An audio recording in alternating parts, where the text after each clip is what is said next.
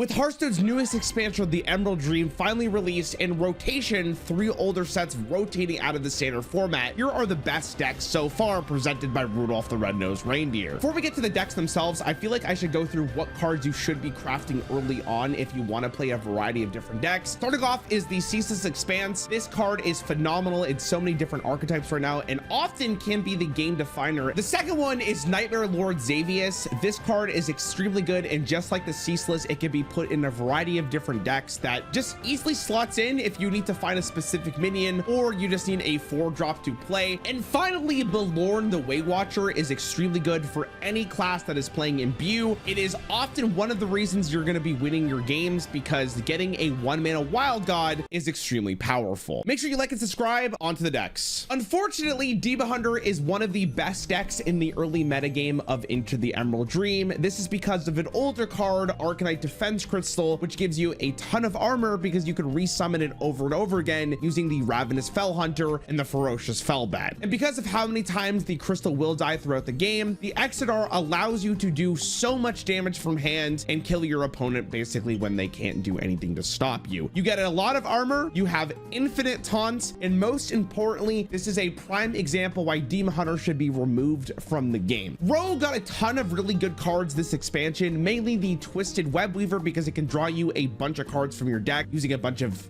bounce effects that they also got from this set. But also the Harbinger of the Blighted can be one of the most powerful openers of all time in Hearthstone due to the amount of times you can bounce it back to your hand and summon a bunch of 2-cost minions. And if that's not enough, the whole point of your game is to pretty much get to Artanis and or the Shaladrazel, which will allow you to get really powerful dream cards that you would normally get from Ysera. One of the interesting mechanics here is that you can play Sandbox Scoundrel, which will discount your Shaladrazel, and that's pretty much what this whole deck is. Very miracly, if you like that style of rogue, this is perfect for you. I'm also going to showcase a slightly different one here that runs Shaman, so if you did open this legendary, at least there's something for you to do. As you could probably imagine, it's the same kind of concept where you draw through your deck pretty quickly, empty your hand in order for you to play Shaman to just get a bunch of good cards from your opponents. I will say, if you're going against a deck that runs a ton of Imbue, this isn't as good because Rogue doesn't have an Imbue, so those cards are basically just stats. But if you're paying like next to no mana for it, it can be extremely good. Next up is Death Knight. Death Knight got a really interesting package in the Emerald Dream, which is Amazon Prime delivered to give you the suck. I'm so sorry for that. Their whole package is being super control while slowly draining your life for them to get stronger, and they run a pretty heavy control game. One of the newer legendaries, Ursoc, allows you to have an additional board clear because a lot of the removal did rotate, so you kind of need this big beast. I would recommend that you do play for removal and try to hold your clears until you absolutely have to because you only have so much of it in this deck. If you're looking for some kind of control deck, this is one I would recommend. For virtually the first time ever, Druid is one of the weakest classes right now in Hearthstone. This is due to the fact that the only ramp card they really have is New Heights. Because of this, Druid is basically forced to go for Hamal Rune Totem, which gives them their Imbue immediately, which is basically Jade Golems from back in the day, if you remember that from Mean Shoes of Gaddison, and just make larger and larger men as the game continues going. Because of how Hamal works, you could only run nature spells in your deck at the start of the game. It is important to note that you can actually continue imbuing without nature spells, but this is virtually the deck that you have to kind of go for. Go for early game tempo to make big man early, and then hopefully later in the game you can win a game with Malorn, kill Jaden for endless value to continue going with your large men. But most importantly, you have to play for board as much as you can. Druid is going to be in a very interesting spot here because if this deck does not end up working out in the long run, I'm a little worried for our nature friend here. For this deck in particular though, I do think the Mista Vista version is better with tide pools because it can potentially give you more spells for you to make your Imbue even stronger, which means you're summoning larger and larger guys. I have no idea if this deck will continue to be good as the expansion continues to go. If that's the case, Blizzard might give this a little bit of a buff, but for the time being, this is the deck you should probably use. Hunter is going for their Imbue package that they received in Into the Emerald Dream. A lot of really good Imbue cards with basically your big beast being King Plush. Now, me personally, I like to run Goldrin in it. For those of you who don't know,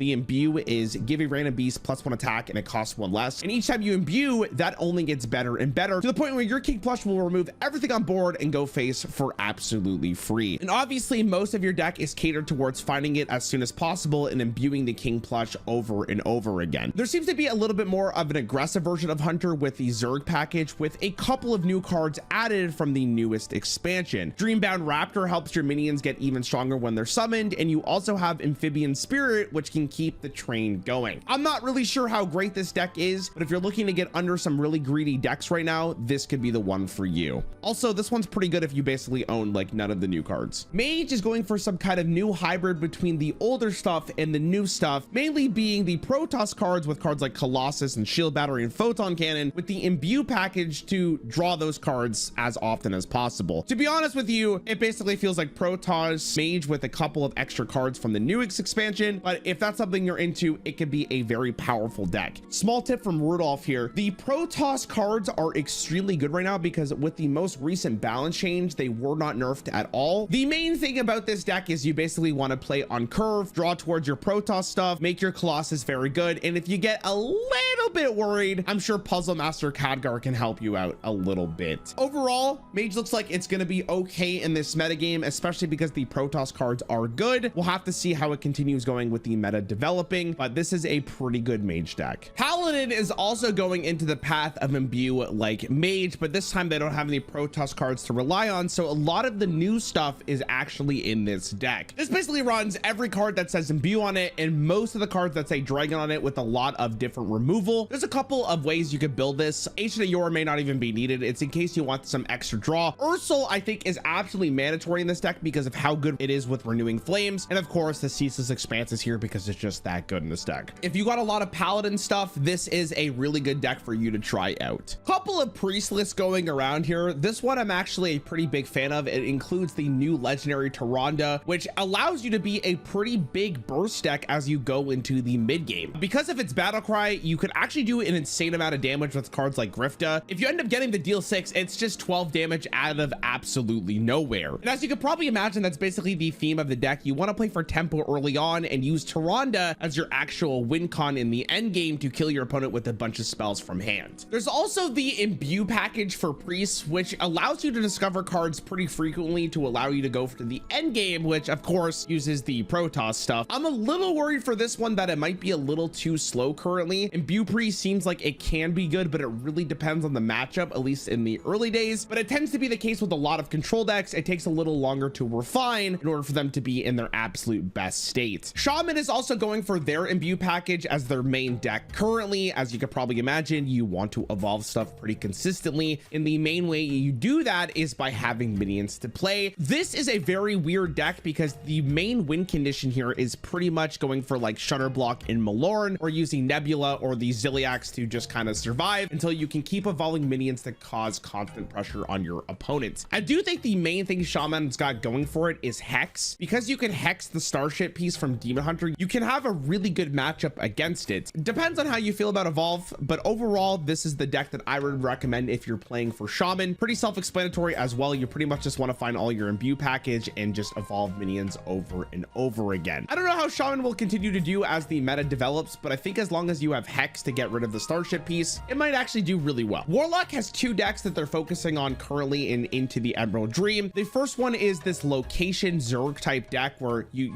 use locations, you summon Seaside Giant, you have Kerrigan in the late game, and pretty much you're using the old stuff as much as you can in order for you to cause a lot of pressure on your opponent to hopefully kill them. This one is not as cool in my opinion as the Dark Gift variant that runs Wallow the Wretched, which pretty much just gets stronger as you discover more minions with Dark Gifts and allow you to go for a super cool late game finisher as long as you're the one playing it. I died on turn 6 to this card. It was insane and it can be very powerful. The great news about this deck is you have a lot of control in order for you to get your Wallow to be a late game threat. Honestly, this deck seems really good, and you can kind of change the list around depending on what your metagame looks like. Just watch out for those pesky Demon Hunters, okay? Finally, with Warrior, which seems to be the big taunt version of Control Warrior, where hopefully you end up getting Chemical Spill in your hand and follow that up with the big turtle Tortola. The great thing about this deck is that once this card is on board, if your opponent has no answer to it, you have pretty much already won the game because you could keep resummoning it over and over again. The other win condition is Lysandre, also known as Ysandra, depending on how you want to pronounce it, which can be very good with Succumb to Madness as well as other ways of resummoning it like Hydration Station. The only problem with Warrior is that it may not put up enough pressure because this card only has one attack, but this seems to be the most common build for Warrior at the moment. We'll have to wait and see how Warrior continues to develop as well because it is a control deck, but currently this seems to be one of the more optimal ways of playing it.